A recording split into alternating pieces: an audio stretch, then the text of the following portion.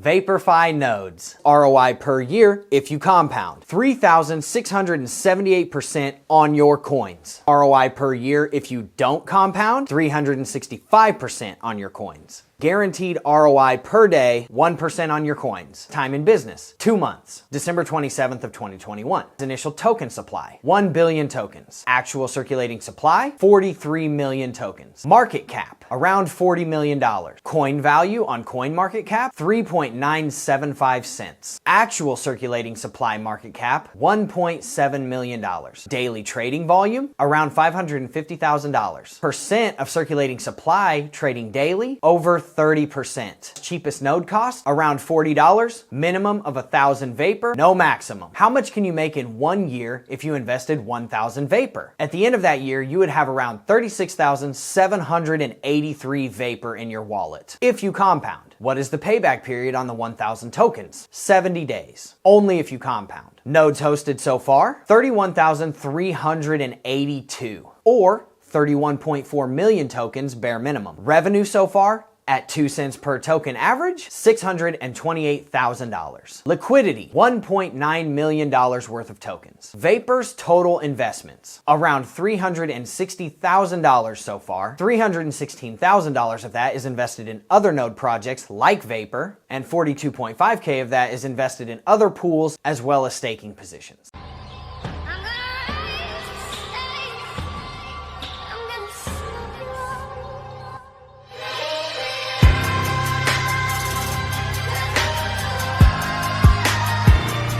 If you didn't know by the intro, today we're talking about Vapor nodes. This was actually incredibly highly requested, so if people are wondering, hey, why do you keep posting about DeFi projects like this? That's why. I pay attention to my fans, I pay attention to my supporters. And I just want to be clear, it's not that I don't like any projects, it's not that I don't invest in any projects, it's just that the projects that are requested in the comments section are the ones that I'm doing. So, if you want to see something, put it in the comments section. The reason why it may look like I don't necessarily like any projects is because in the DeFi space, I'm finding some very unnerving and unsettling things the more I look into these projects. Spoiler alert, this coin is almost always going to be trending downward. You want to know why? Because back at the end of January, it seemed to reach a peak. That peak was about a $110 million market cap, fully diluted of course, and it has set lower highs and lower lows ever since. There are constant sell orders initiated by the protocol, and there's constant sell pressure on the coin, investors taking profits. The 10% tax that they take for you to claim your rewards, 9% of that is actually swapped into AVAX, which triggers a sell order. Then there's the obvious sell order once it is claimed, because to be real, no one's under the false impression that you can go out and buy your groceries with Vapor coin. When nodes are created, 20% of those tokens are sold to AVAX. Another spoiler alert, this coin's market cap is actually 1.7 million and not the 43 million that is quoted on the website. Let me break that down for you. The coin is trading at roughly 4 cents right now.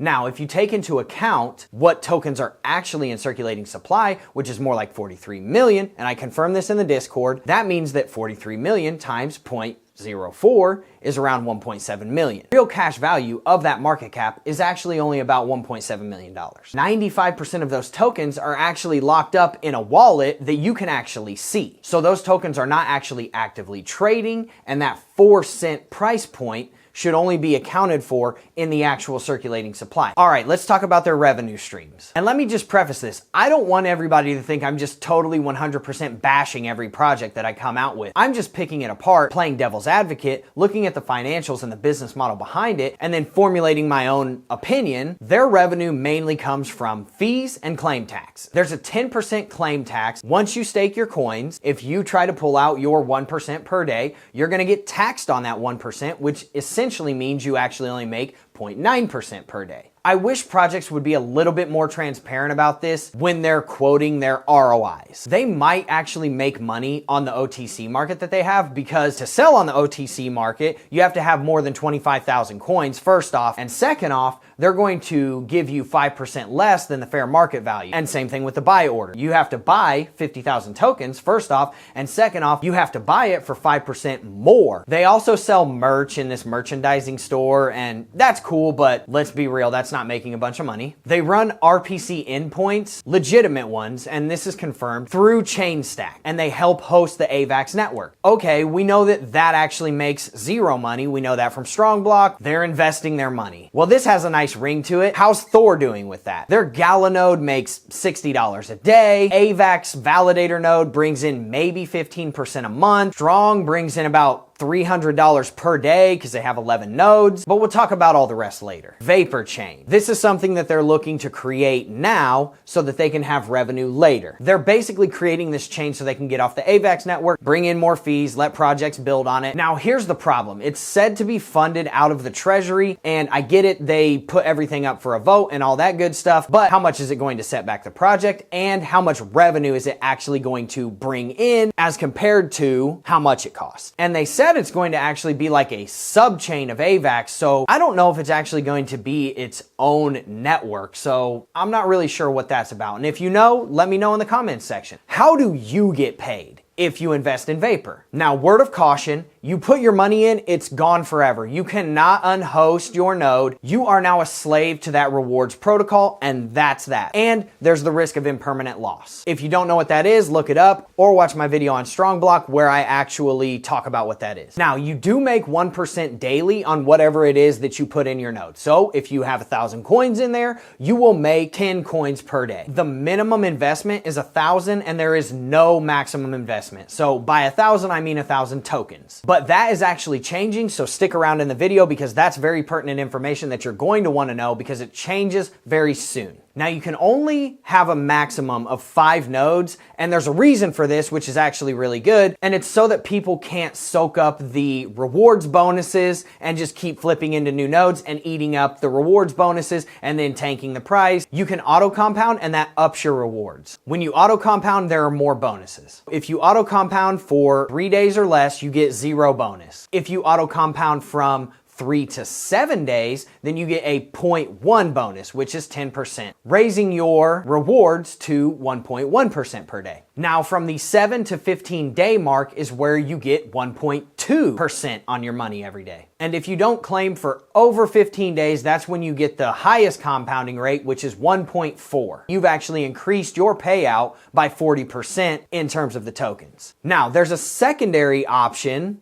that can add even more, where you can compound your compound that's compounded, right? When you compound as a smaller node, you actually get a bonus. This is a way that they try to keep the coins in the protocol, keep people compounding, and stop the sell pressure. This is what I was talking about earlier, where they cap the 5 nodes, and that's so that you can't keep flipping and doing this and then just draining the protocol. So for nodes that have 1,000 to under 5,000, they get a 25% bonus. Once you go over 5,000 tokens, all the way up to 9,999, that bonus is now 15%. Then from 10,000 to 19,999, your bonus is 10%. And for anything that's 20,000 or more, there's a 0% bonus. They're trying to get people to reach those higher node value levels, and that's why they're offering these bonuses. So as you can see, if you have a smaller node, you can actually increase your 1.4% by another 25%, which would actually be another 0.35 on that. Doesn't sound bad, but we'll talk about why that's not necessarily a good thing. There's also a referral program where you get 5% of the coins that anybody that you refer hosts. There is no fee to host the node, and there is no portion that they take from the person who was referred. So what I'm wondering is, where does that 5% come from? Obviously, it comes out of the Treasury or just out of the 950 million tokens that they have elsewhere. So what do they actually do with the money that comes in when someone hosts a node? 10% of that goes to the liquidity pool. 10% goes to the team for marketing, expenses, partnership pool, etc. And then 80% of those tokens actually goes into the Treasury. And we know that 25% of that is actually sold into AVAX, which triggers a sell order. You might be asking this question. There were 1 billion tokens printed. They didn't burn any of them, and there's only 43 million in circulation. Where's the rest of those 950 million some odd tokens? So as it states in the white paper, 875 million of those tokens were to be put in the Treasury wallet to maintain reward. Although that is smart because it kind of ensures the sustainability of the protocol, that doesn't necessarily make the coin worth it. If the coin's consistently going down and your rewards aren't outpacing the coin drop, then no one makes money. The other 125 million were supposedly put in circulation. We obviously know that it's actually a third of that. There was 43 million in circulation right now. So take that for what it's worth. There's actually right now a 950 million token balance inside of the Treasury wallet. Now here is the kicker. This is a legitimate quote taken directly from the white paper. Those 875 million tokens are the runway of the project. In other words, the time of the contract can pay the daily rewards even if no one is creating nodes. Literally, all this does is dilute the project. It makes you wonder, like, okay, you're only putting 43 million tokens in circulation and you're putting 95% of your tokens off over here so that you can maintain your rewards. That just sounds like a basic level Ponzi where they're keeping the majority of the funds that they printed locked up over here. That way they never run out and they can continually pay people out. But here's the problem. What that does is that doesn't help the price stabilize. That doesn't help the price pump. And I get what they're trying to do. They're trying to keep only a few tokens in circulation so that way the supply is low and then that pumps the coin. But at the end of the day, the supply isn't low because there's 95% of it over here, but it's just not trading. So they can basically artificially infuse capital at any time, which lowers the coin's value, dilutes the market cap and the circulating supply, and then rinse and repeat. So now I want to touch on the community votes and their investments. So there's one major issue that I see with the voting system, and that is that whales can absolutely manipulate it. So say somebody has 4 million tokens and there's only 43 million tokens in circulating supply. That person is going to have a 10% weight on the vote. Then one person literally just controlled that entire vote. That's not good. Now, what have they been voting on? They actually voted down a reward increase to 2% a day. That's awesome. Like, good job, guys. That is what you need to be doing. If anything, you want to be dropping them to make this sustainable. So they did vote tiered node increases. Think Gala Games. They want to make it a new minimum of 25,000 Vapor to make a node. And then for every 5,000 nodes that are sold from there, they raise the buy-in by 5K. That actually went through. That vote was approved, but I don't see it on there. Like, I've got a screenshot from the website right here. So I don't know if they haven't implemented it or when they're going to. It's weird, and I'll tell you why that's weird later. It's almost like counterintuitive, like hypocritical of them to do that. So then they voted to invest into Strong, Convex, and Time Wonderland, as well as Sushi Swapped. Obviously, Time got wrecked. Across all of this, they only invested like $42,500, and you can see that in their treasury. They did vote on a AVAX validator node. This only brings in like 15 to 20% a month if you're lucky. Now, they voted in DAG as well. They got a Constellation node. I get that. Literally, I've done the math on that.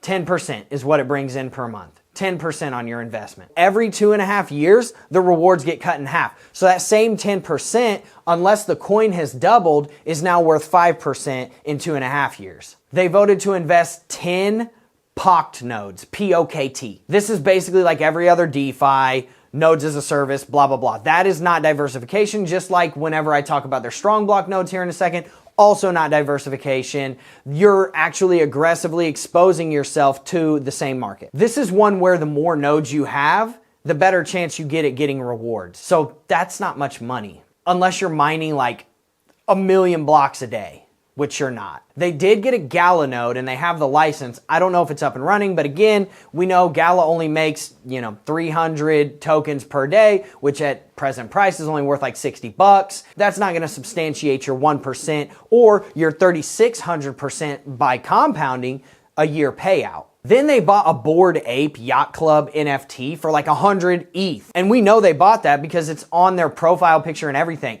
This is more of a marketing ploy, which is genius. I get that because it makes your project look legit because they're like, oh wow, this guy's got a Bored Ape that cost, $1 million or however much it costs. But At the end of the day, that brings in no income. I get it. They're saying, oh, we might get NFT airdrops, we might get new token airdrops and blah, blah, blah. But at the end of the day, that's not what's going to be paying your investors. That was actually an investment in marketing. So that shouldn't even be counted because you only make money on that if you sell it.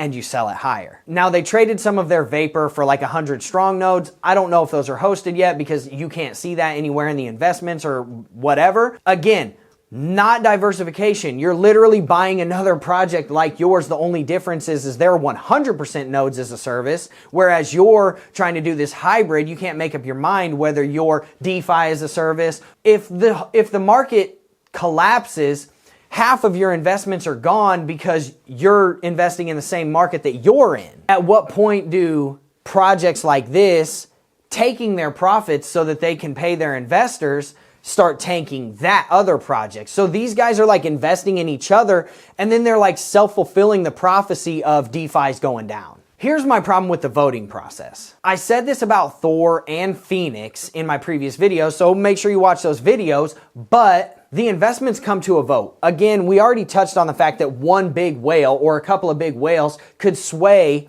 the decision of hundreds or thousands of people. Here's an issue. You're pulling funds from degens, people that don't have anywhere else to put their money. They don't know where to put their money, so they put it in your protocol because they're like, oh, this is gonna be passive income. I'm not gonna have to do much. You're guaranteeing me an ROI. These guys want ROI tomorrow. They're not in it for the long haul. They're in it for the moon boy. I got rich on this, blah, blah, blah, right? If those same degens that wear that as a badge of honor, they call themselves degens, literally, and are proud of it. If they're the ones deciding your investment decisions, but their investment decision was your project and other projects like yours that aren't doing well, how much do their votes actually mean? You're putting your investments in the hands of people that know nothing of investing. Most likely because that's why they're putting their money into your project. If they knew about investing, they would be in the other projects. Now, here's the caveat. Say people are like, oh, well, they are in those projects. Then you're literally doubling down on the investments that your investors already have. And that makes no sense for, first off, those people to be in your project if you're just doing that. And second off, you to be investing the money into those same projects that your people are already invested in, because now you're just doubly exposing them to those markets. It's not diversification. If they were like high-level investors, they wouldn't be investing into a Ponzi scheme that's guaranteeing them 1% return and potential 3,600% in a year. And at the end of the day, the DAG node, the Gala node, the AVAX validator node, the Board 8, blah, blah, blah. What happens if this rugs? Who gets those? It's definitely not going to be the investors. It's going to be the founder. So what do they do with that investment money? All the yields obtained come back into the wallet, and then they use them to buy back Vapor. This is how you artificially prop up your price. Literally, no one actually bought that. You just did a conversion. They were just like robbing Peter to pay Paul. Okay, we've got a bunch of Gala over here. Let's convert that over to Vapor so that we can put it into our Treasury wallet. They're essentially buying it from their own liquidity pool anyways, and then putting it into their own rewards pool to then fund their own liquidity pool again. I get it, the liquidity pool's locked, but you see what I'm saying, like the Treasury, and it's only locked for 420 days. I know a lot of people are like, Drew, you hate every project, Drew, blah, blah, blah. I get it. I catch a lot of flack. I catch a lot of hate. It is what it is. The DeFi space is just a dumpster fire right now. It is what it is. So I'm going to do this. Here's what I like about the project. They state in the white paper that the ROI is not guaranteed. They make it a very low entry point, 1,000 tokens. There's a caveat to that later because they're going to be changing that. They actually voted, and you saw that earlier whenever I was talking about the voting. They're changing that. When you're touting yourself as a low barrier entry point for lower level investors, and then you change that, that doesn't necessarily scream that we won't revoke all of this later and totally change the business model on everybody. They have a cap on nodes, which stops the churning of those compounding rewards. They don't cap the amount that you can put in each node. I do think that that's valuable. Their team is transparent, and apparently they're getting KYC. They're like docs. You know who they are. Now here's an issue. Tom Earlrich, or whatever his name is, essentially the CEO. Dude is literally the sales manager at a car dealership. Like what does he have in DeFi that he can say, I'm the guy that should be handling these investments. I'm the guy that should be running this protocol and project. And his degrees were in like parks and recreation management. Literally look at his LinkedIn. I'll put it in the description. Make your own decision from there. So the nodes are actually really easy to make.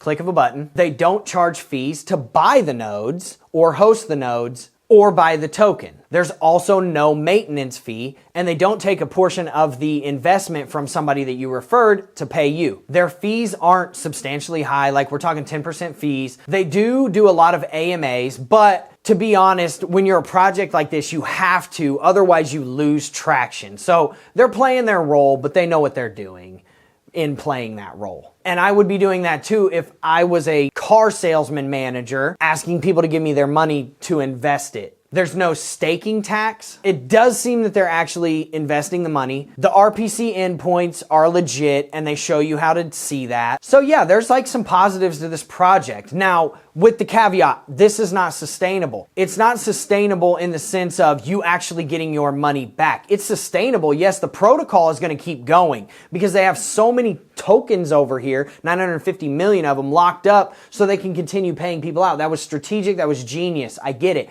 But the coin price is continually going to go down because of that, because of the dilution of the market cap circulating supply and the coin price itself. I would personally not be investing in it. And if I was to invest in it, I would be pulling profits every single day, if not every 7 days, so that I could take advantage of some of the compounding stuff, right? Now, in the white paper, they say it's not a guaranteed ROI, but all over the website and everywhere, Twitter, Discord, all that, they do say, like they tout it as, oh, this ROI is guaranteed. One thing I do want to say, they are very responsive in their Discord and they don't like kick people out for just asking questions and stuff like that. So that was good. I had a better experience over there. Take notes, Thor.